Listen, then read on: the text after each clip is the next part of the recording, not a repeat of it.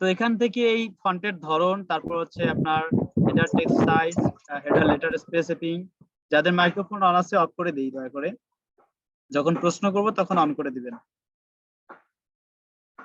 এখান থেকে সেই জিনিসগুলোকে আমরা কাস্টমাইজ করে ব্যবহার করতে পারি, সো নো প্রবলেম। ইভেন দরকার পড়লে সেটাকে আমরা বাই ডিফল্ট থিমে এটাকে ব্যবহার করতে পারি। Okay fine. এখান থেকে আবার পরে আমরা আরো ফন্ট নিয়ে কাজ করব, গুগলের ফন্ট নিয়ে কাজ করব, থেমের ফন্ট নিয়ে কাজ করব। এগুলো এখন আমরা দেখবো না, এখন দেখবো কোথায় কি আছে, জাস্ট এতটুকু। এখন আমরা দেখবো কোথায় কি আছে। ধরে নেন আমরা একটা রুম ডিজাইন করব, এই রুম ডিজাইন করার জন্য কি কি যন্ত্রপাতি দরকার হবে সেগুলো আমরা দেখতেছি। এর পরবর্তীতে যখন রুমটা ডিজাইন করব, ডিজাইন করার পর নকশা কেমন হবে সেটা আমরা আরো পরে দেখবো। তাহলে আমার যন্ত্রপাতি বা ইনস্ট্রুমেন্ট কি কি আছে, কোথায় কোনটাকে ইউটিলাইজ করতে পারবো, সেই জিনিসগুলো আমরা এখন দেখবো।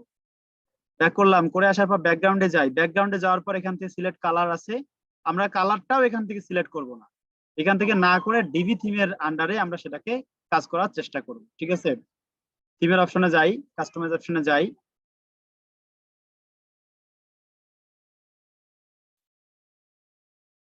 এরপর দেখেন ডিভি থিম বিল্ডার। আমি যদি বিল্ডারে ক্লিক করি, কি আছে, এগুলো অপশন কেটে কেটে দিচ্ছি, দরকার নাই, সাইড ট্যাগ করে দিচ্ছি।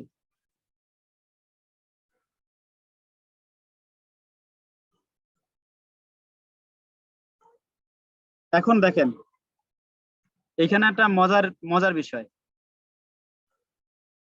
এখানে যে কি দেখাচ্ছে, ডিভি থিম বিল্ডার। আচ্ছা, ডিভি দিয়ে পেজ যারা যারা বানাইছিলেন তারা সম্ভবত অনেক দূরে আগাইছিলেন, ঠিক আছে। রোল এডিটর এবং ডিভি লাইব্রেরি নামে তারা এই জিনিসগুলো চেনো। থিম কাস্টমাইজারটাকে দেখে আসলাম, থিমের কিছু অপশনও আছে, এটা আপনারা চাইলে দেখে আসবেন, ঠিক আছে।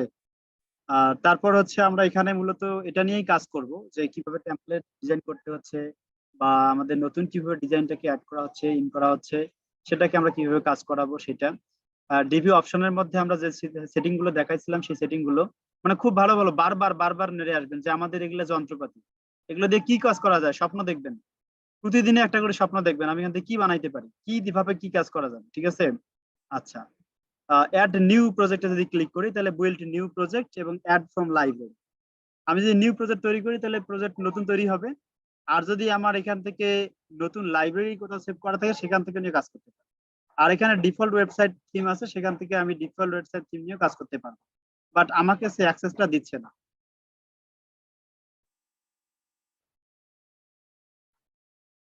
হ্যাঁ, সে অ্যাক্সেসটা এখানে দিচ্ছে না।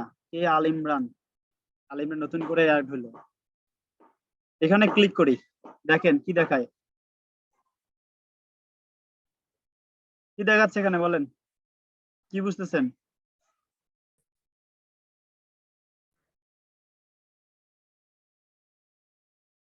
কে কে কি বুঝতেছেন বলেন, কথা বলেন। মামা এখানে তো লেখাই আছে কি লেখা আছে? ইনসেট থিম বিল্ডার সেট, মানে আচ্ছা, এখানে এখানে ফাঁকা থিমের দেখাচ্ছে কেন, কিছুই নাই কেন দেখাচ্ছে? এখানে নিজে সেট করবেন, এই জন্য মানে নিজে কাস্টমাইজ করে নিবেন। আচ্ছা, তার মানে আমি এখনো এখানে কিছু সেট করিনি, এজন্যই হ্যাঁ, ফাঁকা। ঠিক আছে, আচ্ছা। এই এই যে ডাউনলোডের মতো একটা বাটন দেখাচ্ছে বাবা, এই কাজ কি বলতো? ওইটাতে একটু মাউসটা রাখেন তো দেখি। হ্যাঁ, রাখলাম।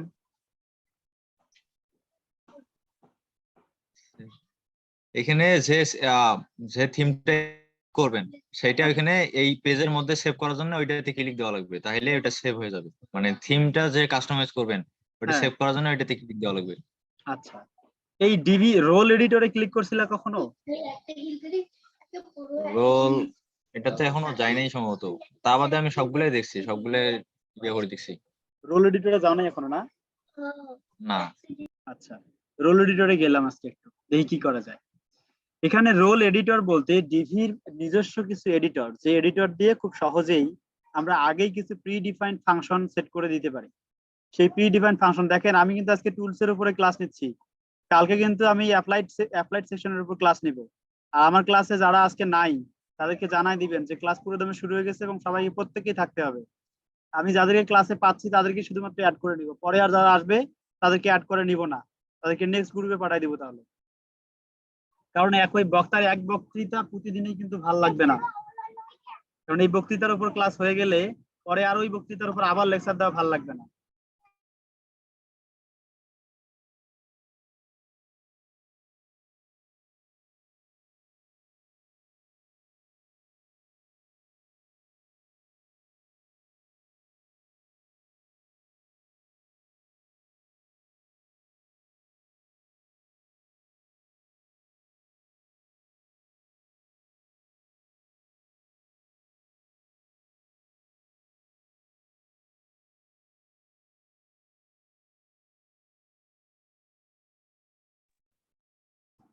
আচ্ছা, এইবার দেখো এখানে কিছু থিম দেখাচ্ছে, অ্যাডমিনিস্ট্রেটর, তারপর আছে এডিটর, এরপর আছে অথর, তারপর আছে এখানে কন্ট্রিবিউটর।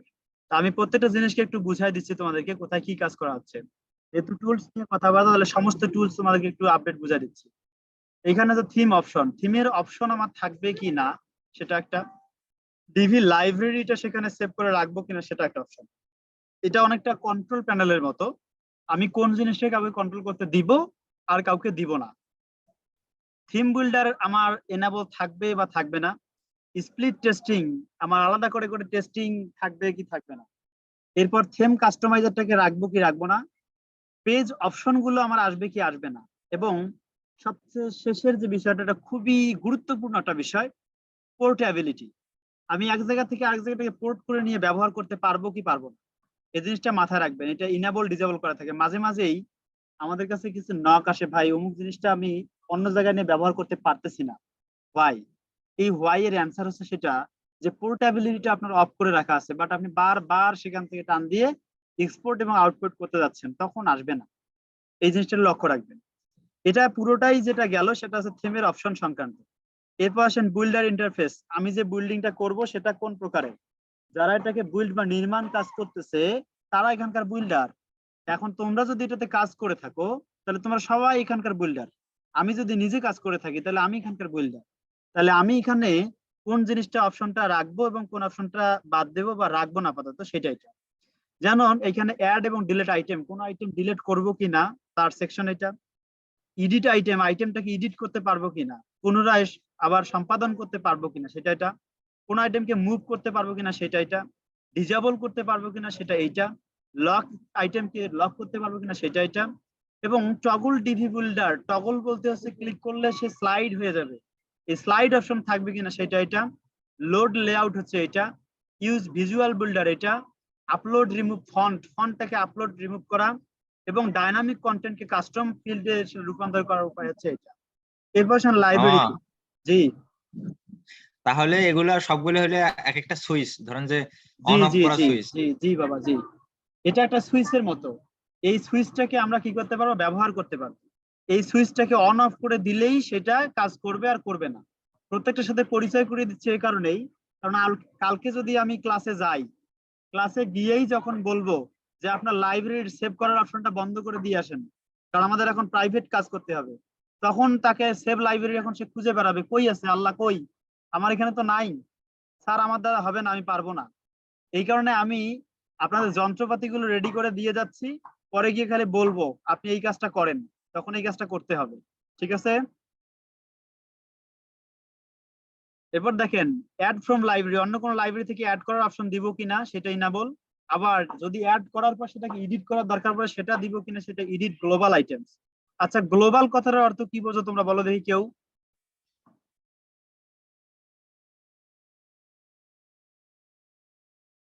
গ্লোবাল কথার অর্থ তোমরা কি বোঝো, কেউ কিছু বলবা?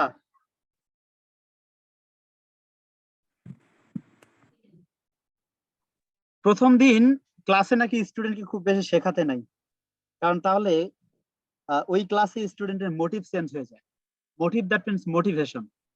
এক সময় ক্লাসে এক টিচার অনেক বেশি লেকচার দিয়েছে, দেওয়ার পর শেষে একটা স্টুডেন্টকে জিজ্ঞেস করছে, আচ্ছা বলো তো তোমাদের সামনে যদি একটা টাকার বস্তা রাখি আর একটা জ্ঞানের ভান্ডার রাখি তাহলে তোমরা কোনটা নিবা? অনেক স্টুডেন্ট দাঁড়ায় বলছে, স্যার আমি হলে তো টাকাই নিব। কয় কেন? আমি হলে তো জ্ঞান নিতাম। কয় হ্যাঁ নেন, যার যেটার অভাব। আপনার টাকা, আপনার জ্ঞানের অভাব আপনি জ্ঞান নেন, আমার টাকার অভাব আমি টাকা নেব। তো আমার এখানে যদি কেউ টাকার জন্য অনুসন্ধিৎসু থাকো তাহলে তোমরা আসতে রাস্তা মেপে নিতে পারো। আর যারা জ্ঞান পিপাসু, জ্ঞান নেয়ার জন্য আসছো, তারা আমার সাথে থাকতে পারো। আমার কাছে কাজ শিখতে গেলে জ্ঞান নিয়ে তারপর কাজ শিখতে হবে এবং কাজ পেরে কাজ করতে হবে। অল্প কিছু বিদ্যা নিয়ে টুকিটাকি করে কাজ করবেন, পরে দুর্নাম দিবেন আমার যে মাস্টার সাহেব বেয়াদব, ভালো শেখেন। এটা মাপ চাই, মাপও চাই, দোয়া চাই। ভালো শিখে তারপর কাজ করবেন। আশা করি বুঝতে পারছেন। আজকে ক্লাস এ পর্যন্তই, নেক্সট আবারও ক্লাস হবে। ধন্যবাদ সবাইকে, ভালো থাকবেন, আল্লাহ হাফেজ।